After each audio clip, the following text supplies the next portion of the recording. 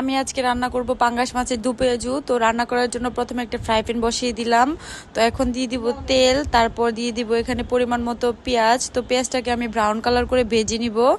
এরপর আমি সব মশলা একসাথে দিয়ে দিব। তো এখন দিয়ে দিব হলুদ গুঁড়ো, মরিচ গুঁড়ো, ধনিয়া গুঁড়ো, পেঁয়াজ রসুন বাটা, তারপর হচ্ছে লবণ। তো এটা একসাথে দিয়ে দিলাম। এখন এটাকে সুন্দর করে আমি কষিয়ে নিব যেন কাঁচা স্মেলটা না থাকে। তারপরে আমি হচ্ছে মাছগুলো দিয়ে দিব।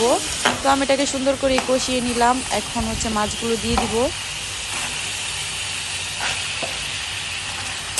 মাছগুলো হচ্ছে দিয়ে দিলাম। তারপর আমি মাছগুলোকে অল্প পরিমাণে কষিয়ে তারপর এখানে আমি হচ্ছে গরম পানিটা দিব। তো এখন আমি হচ্ছে গরম পানিটা দিয়ে দিব, কারণ গরম পানিটা দিলে টেস্টটা অনেক বেশি ভালো আসে।